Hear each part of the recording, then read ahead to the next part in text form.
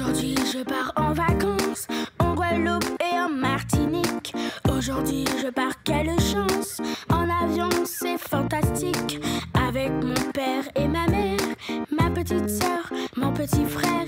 Et puis les amis aussi, Chris Angel, Téchan et Sully. La vie serait belle, belle, avec mes tongs et mon maillot de bain. La vie serait belle, belle, aux Antilles sous le soleil enfin.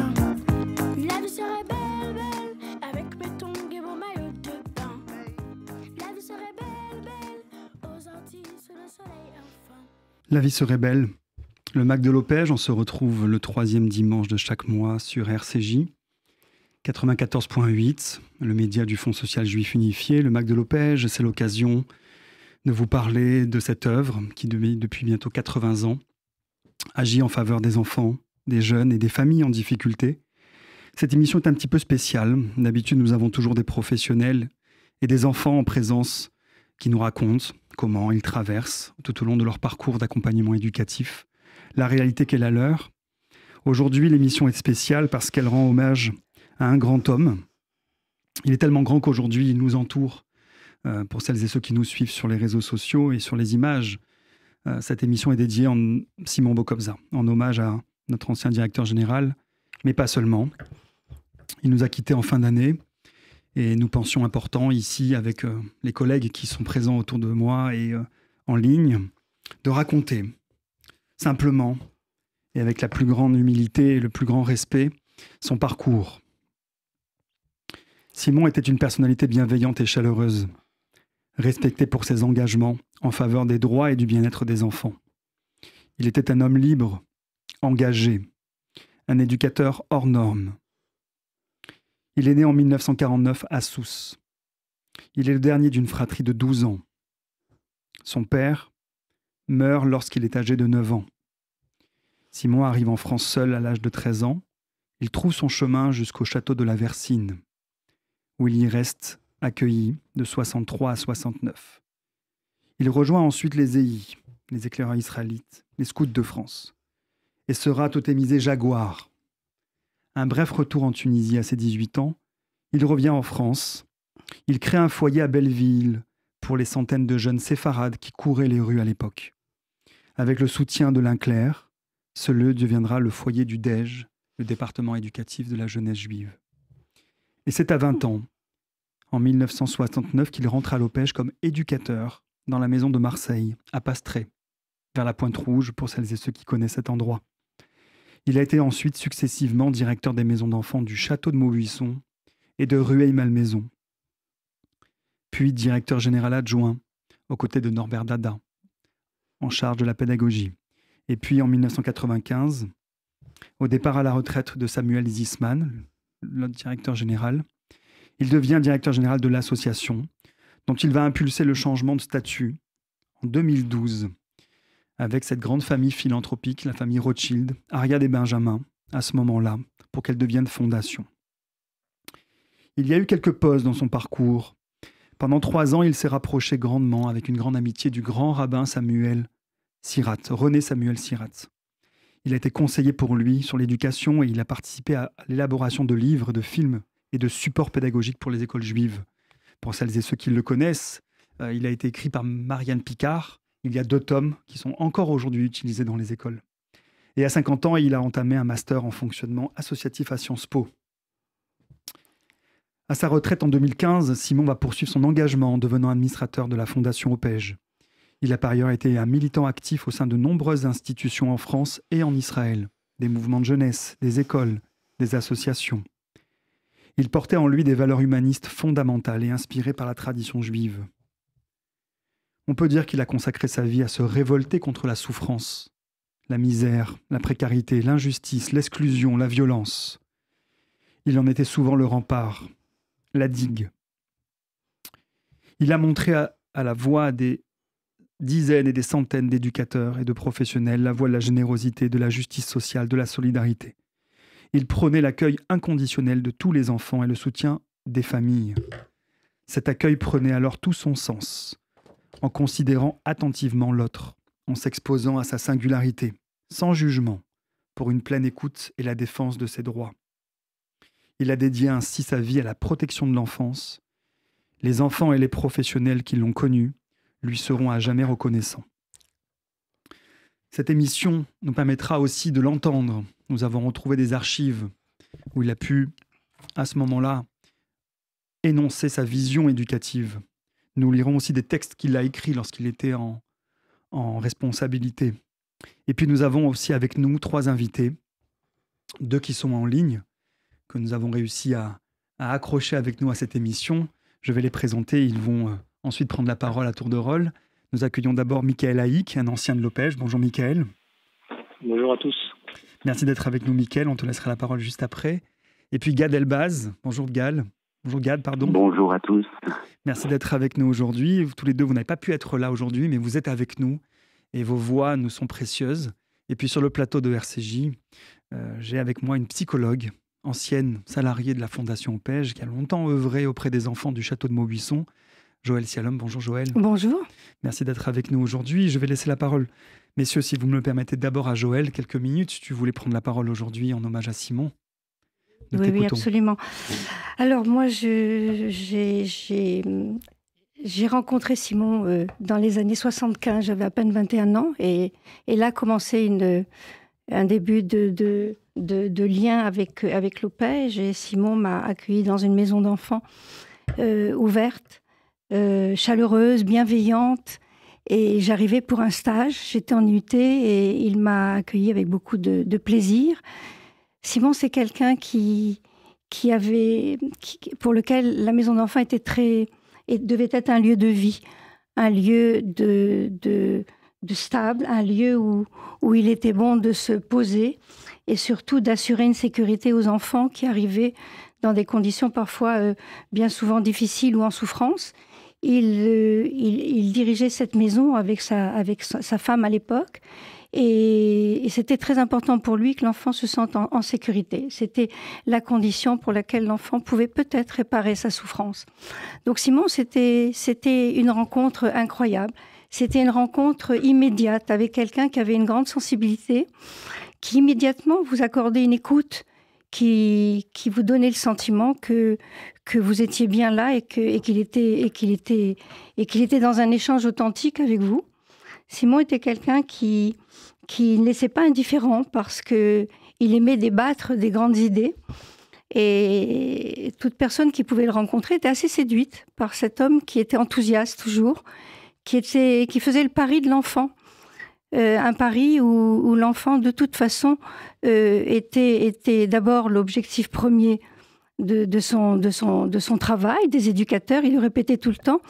Mais il prenait parti pour l'enfant d'emblée. Dans toutes les échanges qu'on pouvait avoir, Simon était du côté de l'enfant, comme si quelque part en lui résonnait une petite voix qui lui faisait dire qu'il fallait absolument être présent en face de l'enfant, l'écouter et faire en sorte qu'il existe et qu'il soit bien là pour lui donner confiance en lui.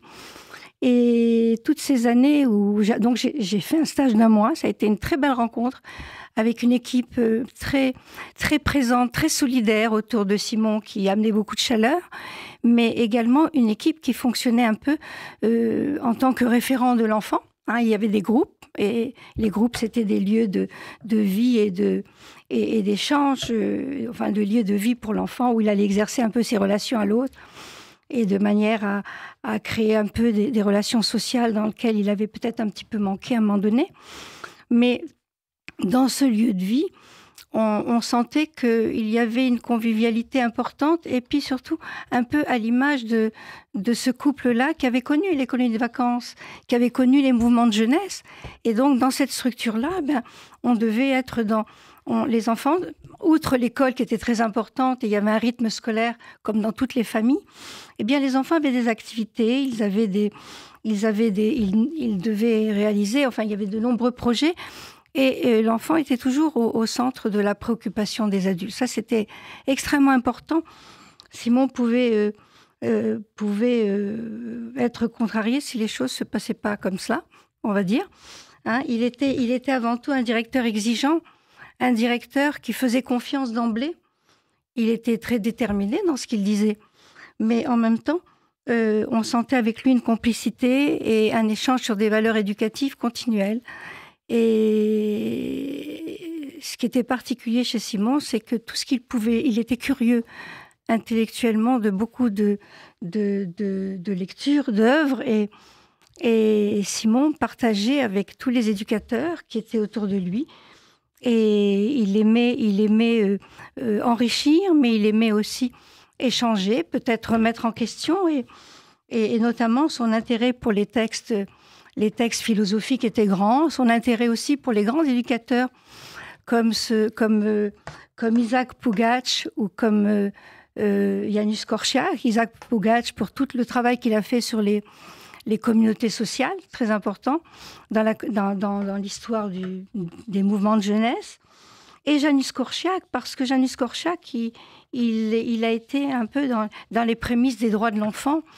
Et Simon dans la mesure où je vous ai dit tout à l'heure qu'il était effectivement aux côtés de l'enfant, quoi qu'il arrive d'emblée, l'enfant pouvait, si on croyait en lui, évoluer vers le meilleur. Et donc, Janusz Korczak l'a beaucoup inspiré. Et Janusz Korczak avait mis en place un travail autour de la responsabilité de l'enfant engagé dans une parole personnelle. Et Simon, un peu d'inspiration comme ça, avait réussi à créer à la maison d'enfants des assemblées de l'enfant où il avait envie de faire partager aux éducateurs l'idée que la démocratie pouvait être des valeurs importantes, parce que quand on était en face de Simon et Bokobza, effectivement, les valeurs se transmettaient, et la démocratie, la prise de parole, la prise de responsabilité, pour lui, était quelque chose de très important. Je développerai plus tard, peut-être. C'est tout à fait intéressant ce que Joël vient de dire, c'est qu'il y avait effectivement cette force que Simon portait en lui autour de la place de l'enfant, du droit de l'enfant et le droit à l'enfant, de pouvoir exprimer tout ce qui pouvait le traverser. Il y a une phrase que nous avons retrouvée bien évidemment dans toutes nos archives.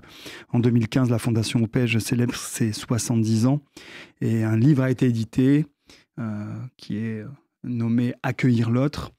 Simon Bokobza écrivait « Les éducatrices et les éducateurs doivent savoir à quel point leur fonction de passeur est essentielle pour favoriser l'expression démocratique. » Cette phrase-là, elle marque encore aujourd'hui, je crois, notre combat et notre travail.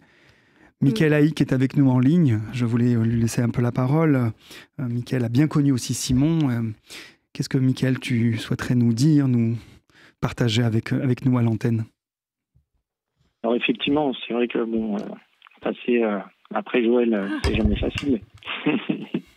mais c'est vrai que pour rejoindre un peu ce que disait Joël, alors moi j'ai connu Simon, je suis arrivé à la maison d'enfants de Rueil-Malmaison, j'avais 8 ans, donc avec mes frères, et c'est vrai ce qui m'a beaucoup marqué avec Simon et un peu plus tard, et je ferai le lien après avec mon parcours professionnel, c'est que Simon, il avait une force de croire en l'enfant peut-être plus que lui-même, et c'est vrai qu'il avait cette capacité à quand il était convaincu de quelque chose, à convaincre l'autre d'en face.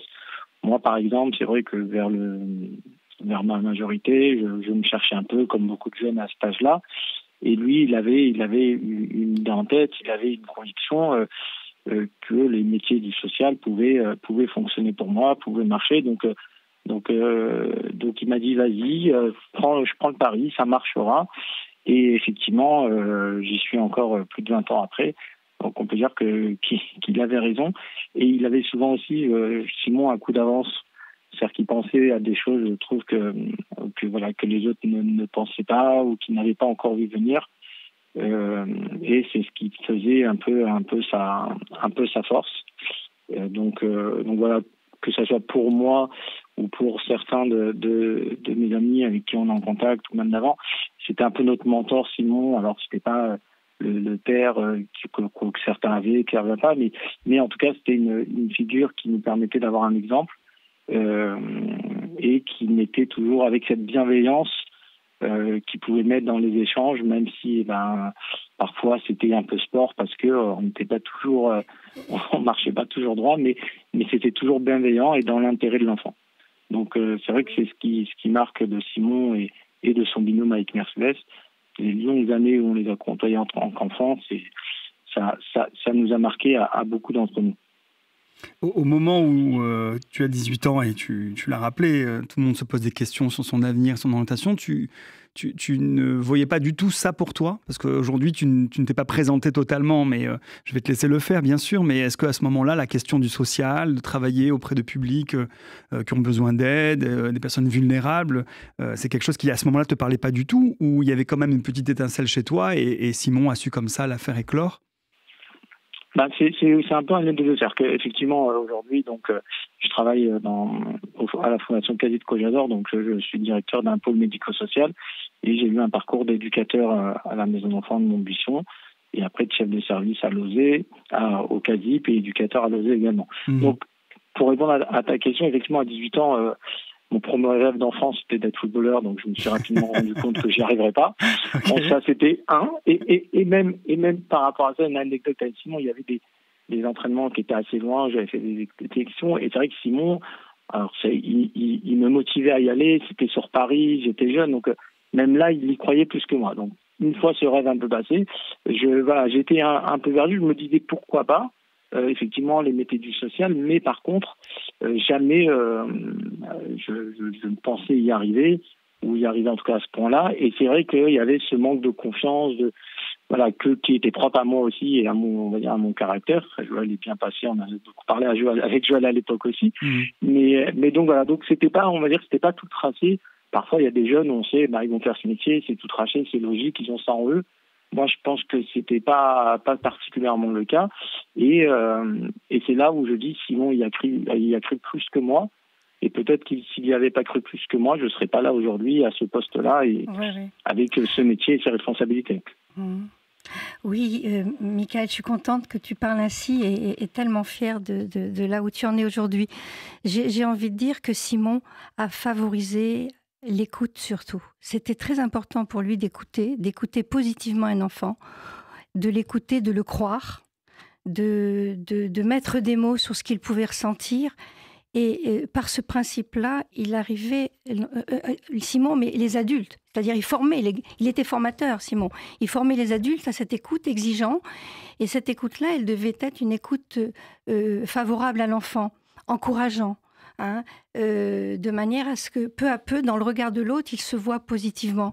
Et là, la manière dont tu parles, Michael, donne le sentiment qu'à un moment donné, on a un peu un manque de confiance, un trouble, on ne sait pas trop vers quoi, comment. Et en revenant vers Simon, je pense que simplement, il t'a encouragé, mais il a cru en toi, comme tu l'as dit, à ta place. Et ça, et ce petit coup de pouce-là, t'a fait partir, et prendre un peu le chemin qu'il avait pris lui-même. Voilà, c'est très important, ça, l'écoute était favorable d'emblée à l'enfant. Michael, je ne sais pas si tu peux encore rester avec nous. Je sais que tu es au travail et que tu as dû prendre une petite pause dans une période intense. Alors si c'est possible, je t'enverrai un petit message pour éventuellement vous rejoindre. Mais effectivement, je dois malheureusement vous quitter. Donc, merci beaucoup d'avoir été avec nous. Et si tu peux revenir, tu es le bienvenu. On a encore à peu près une bonne demi-heure à l'antenne. Et à très bientôt. Merci pour ces paroles, Michael. À bientôt. Au revoir. À bientôt. On a Gad Elbaz en ligne aussi, qui nous écoute attentivement. Je vais le laisser réagir, parce que je crois que la question de l'écoute et la question de l'accueil... Et le respect. Et la question du respect de l'enfant dans son parcours, dans sa position, est quelque chose qui a beaucoup aussi, je crois, guidé les travailleurs sociaux. Gad a été longtemps éducateur, chef de service. Voilà, je vais évidemment raconter combien lui et moi, toi et moi, Gad, on a travaillé ensemble à la direction générale après le départ de Simon à la retraite. Merci d'être avec nous, Gad. Je te laisse la parole. Oui, c'est avec plaisir. Écoutez, il y aurait de quoi rebondir entre ces... de prise de parole, Joël, mon ami et collègue, et Michael, bien sûr, que je connais bien. C'est vrai que on pourrait retenir cette question du pari de l'enfant, c'est-à-dire de ce désir qu'il portait parfois même pour l'autre ou à la place de l'autre, en attendant que l'enfant se l'approprie avec toujours une très belle intuition. On pouvait d'ailleurs retrouver cette approche avec les adultes et les éducateurs et les professionnels, où il avait cette sorte de savoir-faire et de savoir-être, de nous accompagner dans nos trajectoires professionnelles, de croire en nous. En tout cas, ça a été mon cas, puisque j'ai moi aussi rencontré Simon au travers de la maison d'enfants du château de Maubuisson, on va dire, de cette communauté éducative. En fait, il y avait la question, en effet, de l'attention toujours très fine auprès de l'enfant. Il y avait en même temps cette idée que, à l'époque en tout cas, il y avait cette idée de communauté, de pouvoir ensemble se construire et construire, et que l'enfant puisse porter son projet de la manière la plus, on va dire, la plus soutenante, mais aussi la plus libre, puisqu'il y avait ces deux aspects un peu chez Simon, hein. Il y avait l'aspect très rigoureux, à la fois de grande exigence, de grande authenticité, hein. Donc les enfants et d'ailleurs les professionnels pouvaient ressentir ça auprès de Simon, et en même temps cette volonté qui est toujours de l'espace, de la liberté, pour que chacun puisse s'exercer et grandir un peu à sa façon. C'est pour ça que j'aimais bien évidemment la manière dont Michael a décrit un peu son parcours. Et voilà, je devrais dire qu'en effet miroir presque, ce qu'il souhaitait apporter à l'enfant, la cause des enfants, il a apporté beaucoup aux professionnels aussi, c'est-à-dire cette façon, puisqu'on a pu constater, toi-même Joanne, et au travers de notre collaboration quand nous étions co-directeurs généraux, on a vu énormément de professionnels faire de longues carrières à l'OPEJ et peu à peu grandir, accéder à des responsabilités.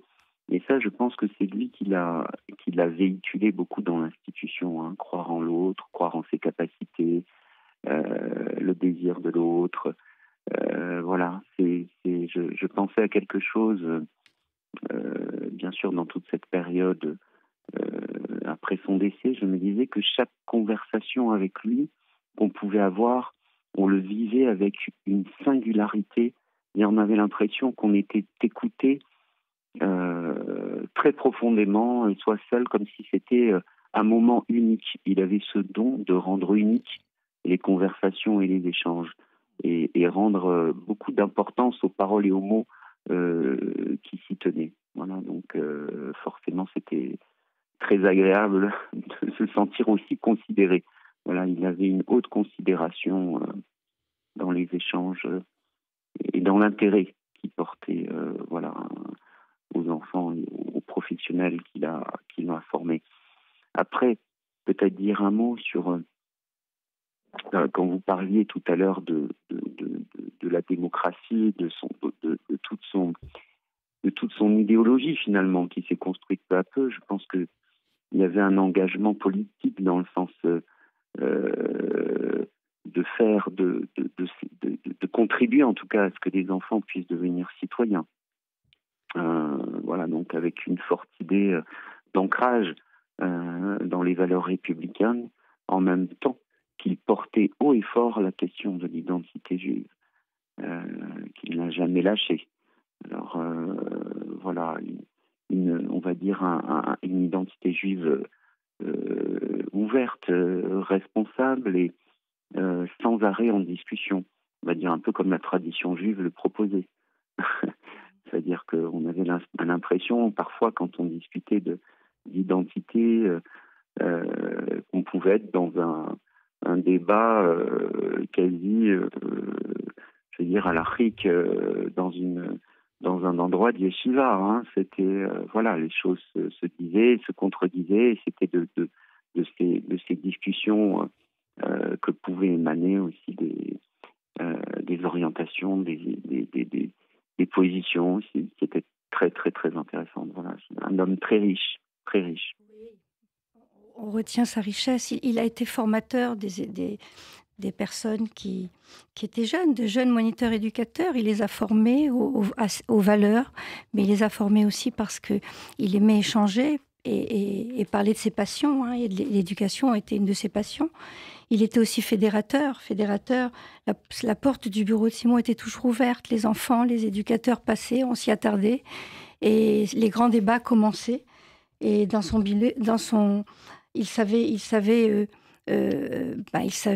aimait aussi fédérer autour des valeurs humaines comme la liberté, comme la générosité, la curiosité intellectuelle. C'était important. Il donnait à penser, il échangeait sur les livres qu'il aimait partager. Et pour lui, ces valeurs-là étaient importantes. Et il a construit un petit peu le projet éducatif de la maison d'enfants sur cette question-là, sur la notion de respect, de solidarité, très important. Et j'ai envie de dire que pas seulement citoyenne, mais l'enfant devait être responsable de ses actes. Et tout était fait en fonction dans l'éducatif pour que l'enfant puisse répondre à sa place unique d'enfant et qu'il puisse porter une responsabilité, même si parfois c'était pas évident, mais les éducateurs étaient formés à accompagner l'enfant pour qu'il puisse effectivement assumer cette responsabilité et ce qu'il pouvait, et dans les échanges, se construire. Voilà, c'était très important pour Simon. Simon était un grand enfant, hein, il pouvait débattre sur des choses très, très originales. Alors les débats d'idées, c'était incroyable parce qu'il pouvait amener des idées qui pouvaient un peu être très originales. Et puis on se demandait comment on allait pouvoir les mettre en place ou réfléchir. Mais avec Simon, on pouvait s'envoler vers un idéal, vers des images très, très, très, très idéal, oui, j'ai envie de dire, de l'éducation, de la relation à l'enfant. Avec ses références, il donnait à penser à l'autre. C'était très important parce que Simon ne laissait pas indifférent. Quand on échangeait avec lui, non seulement il avait une écoute de qualité où il vous mettait à une place unique, comme dit Gad, mais en même temps, il vous enrichissait de ce qu'il savait, et c'était jamais un savoir qui était posé de manière arbitraire, et c'est comme ça et pas autrement. Non, c'est un savoir, un va-et-vient. Un va-et-vient, que ce soit avec un adulte qui a l'expérience, qui était jeune en âge ou autre, l'autre, peu importait, il l'enrichissait, et la parole de l'autre était importante pour lui. Et en cela, il avait un grand respect de chacun. Voilà. Et voilà, Simon a créé des carrières à l'Opège parce que les jeunes éducateurs se sont formés avec lui. Et comme l'a dit Michael, comme l'a dit Gad, tout le monde a appris de Simon, mais en même temps, il était encourageant. C'était quelqu'un qui pouvait vous amener loin, et on avait toujours plaisir à le retrouver parce qu'il était assez authentique dans sa parole. Il pouvait aussi se contrarier quand on n'était pas d'accord. La psychologue que j'ai été dans la maison d'enfants, eh bien, parfois, il pouvait faire appel à mes compétences que quand il y avait des situations un peu extrêmes où les choses se compliquaient. Et je pense que Simon avait beaucoup d'émotionnel et d'intuitif, mais parfois il était un petit peu en guerre avec les savoirs. Et le psychologue, parfois, il est dans cette représentation. Alors c'était épique parce qu'on s'aimait bien, on se respectait avec Simon, mais parfois, il fallait trouver des solutions immédiates. Le psy devait trouver magiquement des solutions pour qu'un enfant aille bien quand il était en crise ou quand ça n'allait pas, parce que c'était comme ça. Voilà. Mais sinon, effectivement, on se sentait libre à la place où on était, d'agir, de faire, et très responsable dans les échanges qu'on pouvait avoir autour de l'enfant et de son avenir. Voilà. Il faisait confiance en l'autre. Ce sont des thèmes très forts. Et puis, je vous écoute là tous les deux, et avec le propos de Michael Haïk tout à l'heure, c'est vrai que c'est particulier de parler de quelqu'un qui n'est pas là. En préparant cette émission, j'ai retrouvé des textes que je trouve très en phase avec ce que vous venez de dire. Il y en a un qui a été diffusé dans les années 2000. Alors Gad et Joël, vous y étiez à ce moment-là. Il parlait à ce moment-là du respect des droits de l'enfant. Lorsqu'en 1989, la Convention internationale des droits de l'enfant a été adoptée par l'ONU. Et ça a été l'occasion, j'imagine, de réinterroger les pratiques éducatives et la position des adultes vis-à-vis des enfants. On retrouve dans ce texte, que l'on mettra évidemment en ligne, des inspirations très fortes de Korczak, Janusz Korczak, ce grand pédopsychiatre qui est polonais, qui a œuvré énormément auprès des enfants orphelins, qui est une référence éducative majeure. Exactement, et dans l'histoire de l'Opège, je la rappelle, des années 42-43, à ce moment-là, un service de résistance organise, qui deviendra l'Opège en 45, et les premières maisons d'enfants ont accueilli énormément d'enfants orphelins. les enfants cachés en tout cas d'après la guerre, après la Shoah, jusqu'à ensuite accueillir dans une deuxième phase les enfants en accompagnant les familles de la vague migratoire des années 60-70, et puis dans les années 90, l'ouverture à tous les enfants. On retrouve ces thèmes-là dans un texte que Simon a écrit où il y a 3 grands sujets. Il y a la question d'abord de prendre en compte l'histoire de l'enfant, où il considère qu'on ne peut pas ne pas aider l'enfant à connaître ses origines. Voilà, parce que c'est impossible d'avancer sans savoir d'où l'on vient. Deuxième propos très fort autour de l'accueil de la différence. Il écrivait: respecter l'enfant, c'est l'accueillir comme un autre. C'est ne jamais l'enfermer dans mon projet pour lui. Il disait que éduquer, c'est conduire hors de l'état de l'enfance. Être éducateur, c'est aider l'enfant à rentrer en relation avec l'autre, qui est différent. Et donc, ces thèmes-là sont très forts. Et puis le dernier que tu évoquais là, Joël, l'enfant est sujet de l'action éducative et toute la question de la responsabilisation. Donc il prenait une pédagogie de la réussite, considérant qu'il fallait, et on l'a entendu par la vignette de Mickaël, croire pour lui plus que soi-même, plus que l'enfant lui-même, pardon. Et puis une pédagogie de la responsabilisation. Et les mots sont forts quand on lit ce texte, où l'adulte doit prendre des risques en accordant plus de responsabilités aux jeunes. Une éducation sans risque est une éducation la plus risquée qui soit. C'est-à-dire qu'il fallait se confronter à la difficulté pour pouvoir en tirer quelque chose. Et l'exigence du respect du jeune, écrivait Simon, doit être fondamentale, notamment envers les jeunes les plus irrespectueux. C'est en étant respecté qu'on apprend à respecter. Donc il se confrontait aux difficultés. Bien sûr. Dans les accueils d'enfants, dans les maisons, mais pas seulement, puisque on peut rappeler que dans les années 80, 90, 2000, l'Opège s'est développé dans des villes comme Sarcelles, Garges-les-Gonesse, Paris 19e. On a ouvert des accueils de jour que vous avez connus, toi, Gad et Joël. Et donc cet accueil d'enfants, parfois même dans la rue, puisque la prévention spécialité, ça a été d'aller vers les jeunes en difficulté, c'était se confronter à ces difficultés-là. Mais oui, absolument. Mais en fait, les enfants qui arrivaient, qui étaient effectivement avec des troubles, parfois du comportement, de la personnalité, de par les histoires bien complexes qu'ils avaient vécues, et la nécessité d'une séparation avec le milieu familial était une souffrance pour l'enfant. Et parfois, l'arrivée en maison d'enfants était douloureuse, difficile, donc on pouvait avoir toutes sortes de réactions. On a fait le pari que, effectivement, l'accueil chaleureux, la sécurité de l'enfant devait primer avec des repères permanents, avec une référence au groupe dans lequel l'enfant allait s'exercer dans les relations sociales, par exemple. Et ces relations sociales, essayer de construire des relations pas trop conflictuelles. Et quand elles étaient conflictuelles, c'était l'occasion d'aider l'enfant à parler de ce qui était sa souffrance, et peut-être à essayer de renouveler de nouvelles relations, plus dans la réparation. C'était un petit peu, la parole étant quelque chose qui traversait complètement l'action éducative. Parce que l'enfant ne peut pas exister sans parole. La parole fait de lui un sujet. Et ça, c'était très développé à la maison d'enfants. Simon y tenait beaucoup, et on sait parfaitement que l'enfant pouvait effectivement construire son avenir que si on passait par la reconnaissance de ce qu'il avait vécu et de ce qu'il pouvait aussi construire. Voilà, ça c'était important. Et Gad, par rapport à ça justement, cette question de accueillir la parole, prendre en compte l'histoire et travailler à partir de ce que l'enfant pouvait déposer et la famille, ça a été des sujets, j'imagine, que tu as aussi partagé avec Simon, puisque je connais ton histoire. Tu es parti de la maison d'enfants jusqu'à l'ouverture d'un service auprès des familles à Sarcelles. Est-ce que ça a été des débats, justement, qui ont touché à toutes ces thématiques-là ?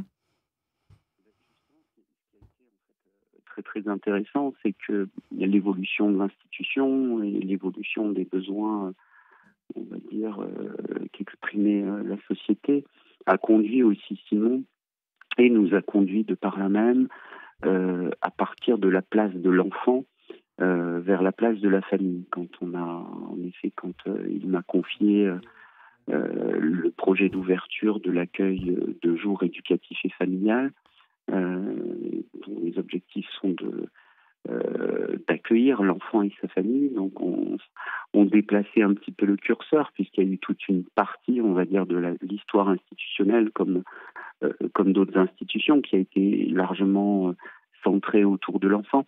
Là, on partait du côté de la famille.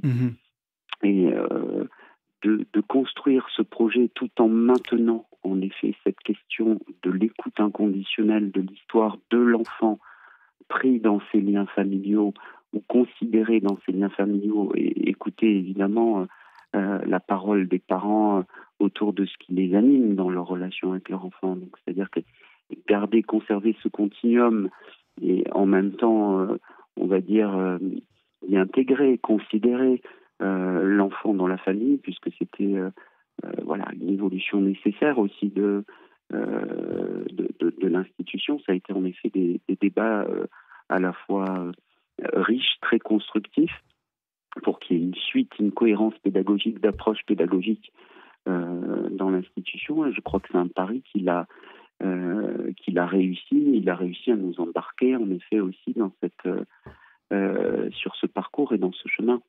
Dire aussi que la question peut-être de la créativité chez Simon était là, c'est-à-dire que il laissait la place aussi, en tout cas de mon côté, puisque j'ai eu le bonheur, on va dire, parce que c'était un véritable bonheur de pouvoir partager des projets, certains d'entre eux d'ailleurs, dont un très important avec mon ami Joël présent sur le plateau, quand on a pu faire le projet autour de l'histoire institutionnelle et que nous avons travaillé sur la question voilà, de la mémoire de l'institution, mais aussi déjà ouverte sur la question des génocides, des crimes contre l'humanité, c'est-à-dire éveiller la conscience politique de ces enfants qui étaient plus forcément en lien avec l'histoire d'origine, bien sûr, qui n'étaient pas même du tout en lien dans leur histoire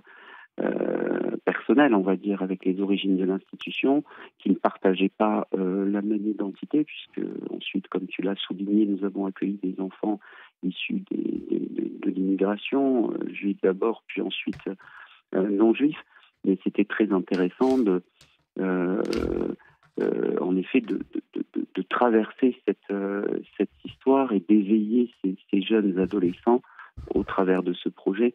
Donc il y avait aussi toujours l'idée d'alimenter on va dire la relation éducative de ressources culturelles, de voyages, voilà, c'était quelque chose qu'il arrivait toujours à insuffler, à porter, voilà. Et moi, j'en ai été directement, on va dire, lié, parce qu'au travers de plusieurs projets, on a pu, en effet, porter un peu cette pédagogie de la question de l'histoire de l'autre, de l'écoute de l'autre, de ses origines, pour mieux s'ancrer dans le présent et pour mieux se projeter dans la réalité et dans l'avenir. C'était ça un peu le pari. Le pari, c'était se comprendre d'où on vient, notre culture, notre religion, quelle qu'elle soit, et accueillir l'histoire personnelle de l'enfant et de sa famille pour pouvoir se poser et pouvoir ensuite déterminer de sa projection d'avenir. C'est un peu les articulations, en tout cas, qu'on a beaucoup travaillé ensemble, et, avec les équipes, bien entendu. Voilà, c'était une préoccupation, je pense, constante chez lui. Je vous propose de diffuser quelques minutes d'interview que Simon Bokobza a eu lorsque la Fondation Opej s'est transformée progressivement dans l'accueil de tous les enfants, et cette question de l'identité juive, mais pas seulement, était déjà un sujet à l'époque. On a retrouvé des cachettes VHS qu'il a fallu numériser. On a réussi à les transmettre aujourd'hui à la radio. On va les écouter quelques minutes. On se retrouve juste après. Et on a un invité d'Israël qui nous a rejoint, qu'on est très heureux d'accueillir sur l'émission. Paul Sayada sera avec nous juste après, qui a bien connu Simon quand il était enfant. On écoute tout d'abord Simon Bokobza dans les années après 90. En charge des enfants qui n'avaient plus de parents, des enfants dont les parents avaient disparu ou qui retrouvaient donc à l'Opej un havre de paix, un havre de tranquillité. Et le premier but était leur sécurité physique, leur réadaptation à la vie. Ensuite sont arrivées d'autres populations, des populations qui arrivaient d'Égypte. Il y a eu aussi l'exode de Hongrie, il y a eu ces populations qui sont arrivées d'Afrique du Nord, de Tunisie, d'Algérie après l'indépendance, du Maroc, et encore aujourd'hui ça bouge. Je crois que l'Opej a dû s'adapter à ces populations qui sont arrivées et qui avaient une approche identitaire quelque peu différente. L'identité, c'est pas quelque chose qui tombe du ciel, c'est une recherche, c'est pas simplement, je crois, pratiquer ou les mitzvot ou aller à la synagogue tous les jours ou le Shabbat ou une fois à Kippour. C'est toute une éducation, c'est toute une perception comme ça de son patrimoine, de sa culture, de son histoire, de ce sentiment d'appartenir à un peuple avec, bien sûr, la centralité d'Israël. Israël, c'est central dans notre approche, dans notre préoccupation. Juive, mais jamais on a vu, vraiment, on n'a pas vu, on a vu plutôt le contraire, on n'a pas vu de famille insister ou se battre ou nous attaquer ou nous demander de faire plus de judaïsme, mais par contre on les a vus nous demander que leurs enfants aillent mieux. S'adresse à nous. C'est parce qu'elles vont mal. C'est pas parce qu'on est juif que les enfants viennent chez nous. C'est parce qu'ils vont mal. Parce qu'on pense que c'est un plus dans notre travail, dans nos moyens. C'est un outil merveilleux, le judaïsme, pour travailler l'éducation. Alors là, c'est quelqu'un avec une kippa, les péotes, je veux dire, avec les tefilines.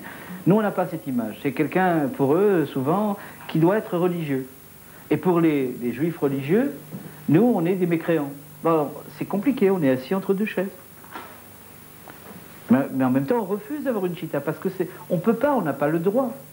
Parce que je veux dire, les enfants ne nous appartiennent pas, ils appartiennent à leur famille, à leurs parents. Particulièrement par une chita. Voilà, on n'a pas de chita. Notre chita, si on doit en avoir une, c'est faire le mieux notre travail en vérifiant que les objectifs ils soient bien atteints, en mettant tous les moyens qu'il faut pour atteindre ces objectifs, et y compris l'histoire juive, le patrimoine culturel, la mémoire. De l'OPEJ, je crois, depuis le début jusqu'à ce jour, elles n'ont pas vraiment changé. Elles tournent autour de trois concepts qui sont la solidarité, la paix et la justice. Et c'est des concepts extraordinaires.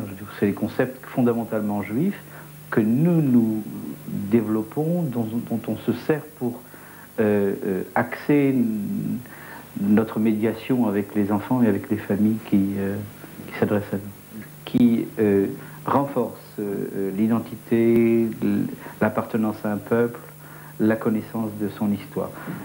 La plupart des fêtes juives, hormis Yom Kippour, sont des fêtes à résonance historique, culturelle, nationale, agricole, quelquefois, et tout ça se mélange.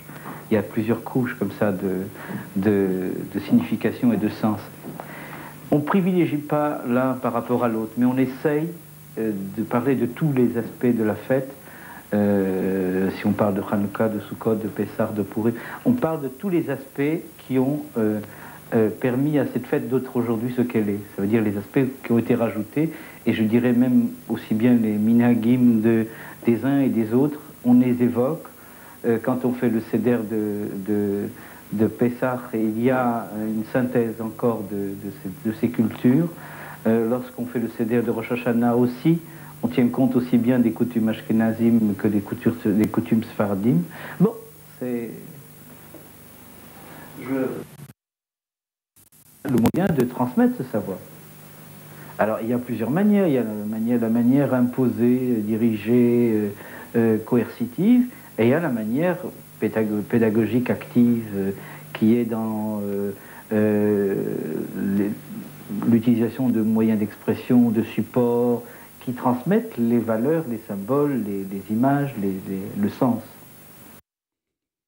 Voilà un bel héritage que nous avons retrouvé ces derniers jours en hommage à Simon Bokobza, cette émission spéciale du MAC de l'OPEJ sur RCJ. On a pu entendre énormément de valeurs portées par la vision qu'à l'époque Simon Bokobza a portée au sein de l'institution. La place des familles, la place migratoire, la question de l'identité et de la religion, pas uniquement imbriquée à la question de l'identité, fait inversement. La centralité d'Israël, énormément de choses qui rappellent effectivement la manière dont la position éducative était importante pour lui à l'époque en tant que directeur pédagogique, parce qu'à ce moment-là, la vidéo, on verra peut-être les images à un moment donné, il était à ce moment-là directeur général pédagogique aux côtés de Norbert Dana et sous la direction générale de Samuel Zisman. Donc il pensait l'action éducative auprès des professionnels. Et la question d'une transmission a été aussi évidemment très forte dans son propos. Vous voulez peut-être réagir, Joël, rapidement et Gad là-dessus, parce que vous avez entendu peut-être pour la première fois ces vieilles... Simon n'était pas un directeur, simplement un directeur pédagogique qui dirigeait une maison d'enfants. C'était quelqu'un qui était à l'initiative d'une richesse d'idées, de pensées. Quand il transmettait, que ce soit pendant les fêtes, il transmettait de la connaissance. Et il allait chercher, et il allait toujours plus loin. Et il amenait des idées qu'il voulait partager. Et on sentait qu'en même temps, il partageait sa connaissance pour transmettre et pour enrichir tous les enfants. C'est quelqu'un qui était dans une dynamique continuelle. Et j'ai envie de dire... Surtout, il donnait à penser à l'autre. Il permettait aux adultes de réfléchir parce qu'il était original dans sa manière d'approcher les choses, mais en même temps qu'il parlait, il découvrait lui-même. Il était en pleine recherche de la pensée et il adorait s'enrichir là-dessus et partager. On accueille avec nous dans notre émission... en hommage à Simon Boukhobza, un ami. Pour moi, ça a été même mon formateur, mon directeur, Paul Sayada, qui appelle d'Israël. Enfin, nous l'appelons d'Israël. Moi, je l'ai connu. Et toi, tu l'as connu. Paul, bonjour. Merci beaucoup de nous rejoindre dans cette émission spéciale à Simon. Je t'ai vu très actif sur les réseaux sociaux lorsqu'on a eu malheureusement la triste nouvelle du décès de Simon. On cherchait à t'associer à ce moment-là et tu as réussi à te libérer quelques minutes. Je te laisse la parole. Paul, merci d'être avec nous. Merci Joël, puisque que j'ai bien connu aussi. Moi, j'en parle, je suis très ému parce que d'abord, on parle de Simon, mais tu as cité juste avant Norbert Dana. Pour l'information, demain, c'est la scarade de Norbert, Zichrono Livracha, de sa 20e année de son décès, à Netanya. Donc, c'est une pierre deux coups parce qu'on parle de Simon, mais on ne va pas parler de Simon sans parler de Norbert, qui sont en fait un binôme qui a beaucoup travaillé pour l'Opège ensemble. Moi, j'ai connu, Simon à ses débuts, puisque j'habitais le quartier de Belleville. Et à l'époque, Simon n'était pas encore engagé à l'Opège. Il était responsable d'un foyer de jeunes dans un quartier populaire. Parce que pour la photographie, le quartier de Belleville, il y a 50 ans, c'est un quartier très pauvre, des habitations vétustes, des familles difficiles, vraiment presque des enfants en danger. Et le DEJ avait ouvert à ce moment-là un foyer, qui est un lieu de rencontre où les jeunes pouvaient se retrouver. C'est pas une maison d'enfants, c'était un foyer socio-éducatif où les jeunes pouvaient retrouver de l'affection, de l'amour, un encadrement, des psychologues, des éducateurs, des activités de toutes sortes, et également des rattrapages scolaires pour permettre aux enfants de réintégrer progressivement le circuit scolaire. Donc Simon a été directeur de ce foyer. Et c'est vrai, c'est lui qui m'a un peu, qui m'a ouvert la voie, parce qu'il m'a demandé ensuite d'intégrer le mouvement de jeunesse au niveau national. Donc il a cru en moi, il a investi, et là j'ai fait une deuxième rencontre extraordinaire. La première était évidemment Simon, et la deuxième, c'est exceptionnel aussi, c'était Norbert Dana qui m'a orienté dans tout le cursus de responsabilité pour finir président du DEJ pendant quelques années. Simon, c'est un monsieur incroyable qui a été animé toute sa vie par l'amour des autres, l'amour de la communauté, l'amour des enfants.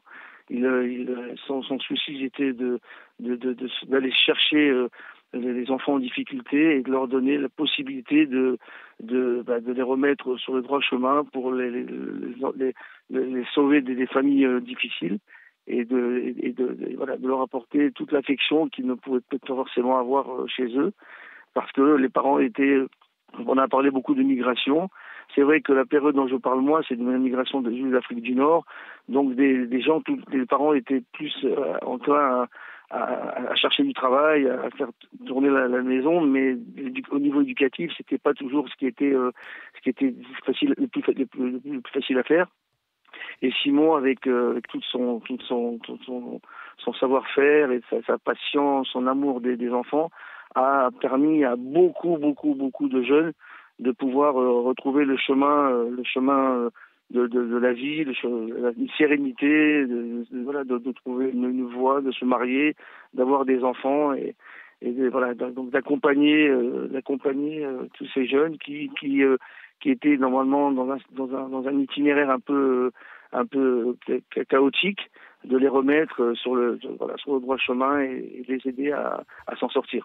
Et ta parole nous permet... Monsieur généreux. Oui, et ta parole nous permet de réentendre, hein, parce que juste avant toi, on a eu un ancien de l'Opège, Michael Haïk, qui a pu raconter aussi son parcours au sein d'une des maisons avec Simon qui était directeur. Aujourd'hui, il est haut responsable dans une grande institution sociale juive en France et en Île-de-France en particulier. Et il disait combien à 18 ans, Simon croyait plus en lui que le jeune lui-même.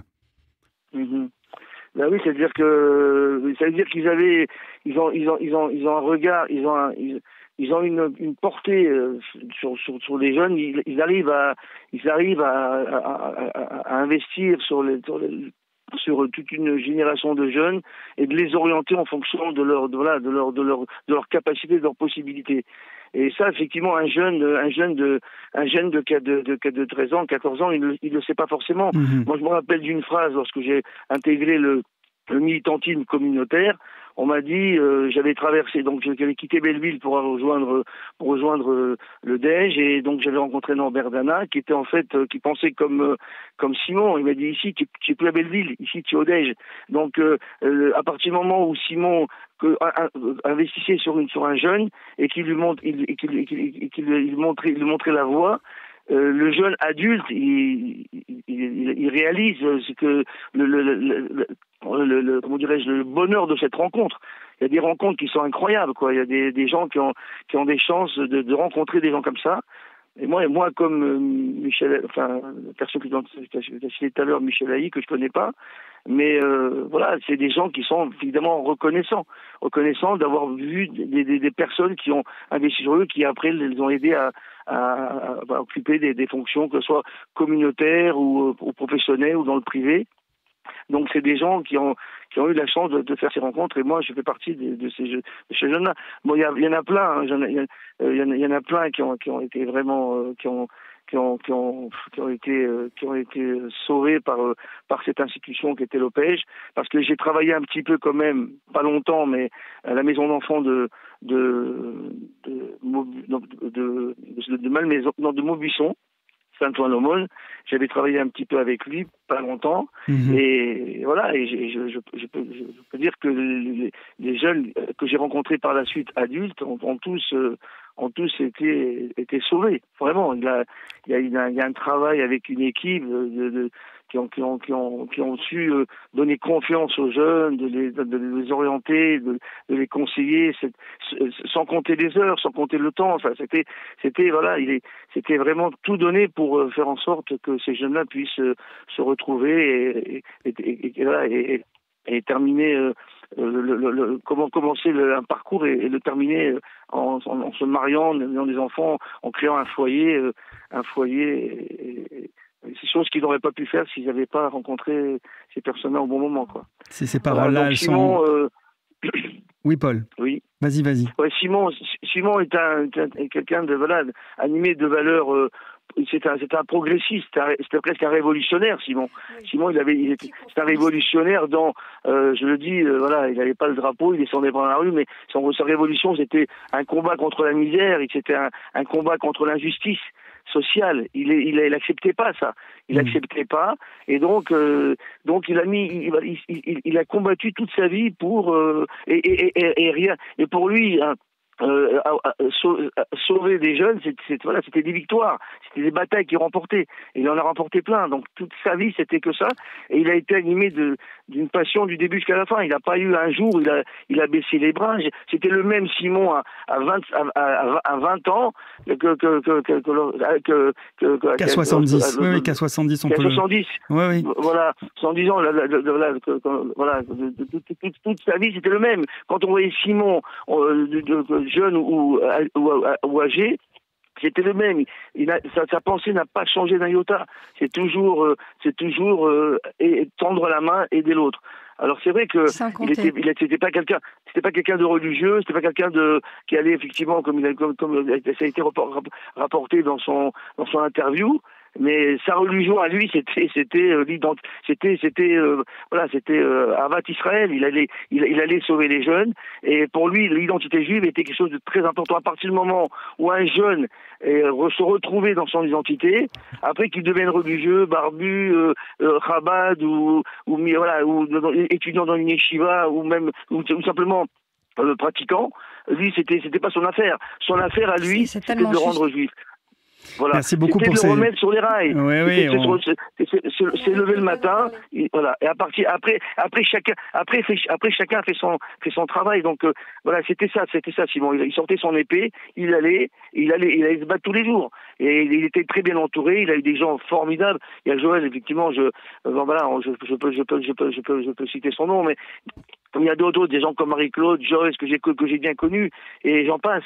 Il a été entouré avec des gens qui ont toute sa vie, vraiment, c'était une équipe formidable. Et il nous faudrait des heures d'émission pour raconter combien de milliers d'enfants et d'éducateurs ont été comme ça bercés par cet homme qui a inspiré énormément, pas uniquement l'Opège, on a entendu à travers ton propos, Paul, le DEJ, des foyers à l'époque de jeunes qui venaient, et c'est extrêmement touchant de t'entendre aujourd'hui. On va malheureusement devoir arrêter parce qu'il y a une fin à tout et que cette émission touche déjà malheureusement à sa fin. Merci beaucoup, Paul Sayada, de nous avoir appelé d'Israël. De nous avoir livré ces paroles fortes. Merci à Michael Haïk, qui est aujourd'hui directeur du pôle social du Kazib Kojazor, qui a travaillé à Lozé, qui a travaillé à l'Opège et qui a été un enfant de l'Opège. Et juste, je fais sa petite pub, il a créé l'Opège Football Club, qui organise depuis 20 ans, parce qu'il n'a pas réussi à être footballeur, mais il a réussi à être organisateur de matchs de football. Il réunit, je crois, des centaines de milliers. C'est une équipe de l'Opège. C'est une équipe de l'Opège, et il a dit que le prochain tournoi sera évidemment en hommage à Simon Bocobza. Merci Gad Elbaz, si tu es toujours en ligne, d'avoir été avec nous. Tes paroles sont toujours aussi riches et toujours aussi porteuses de valeur et d'inspiration. Merci Joël Sialom d'avoir été avec moi en présence sur le studio. Simon Bocobza n'a pas les drapeaux, mais il avait quand même l'écharpe rouge. Oui. Et on regardera sur cette émission ce grand homme qui est avec nous encore aujourd'hui et pour quelques années. Merci à Simon pour son héritage. Merci RCJ pour aujourd'hui cette émission. Merci à vous.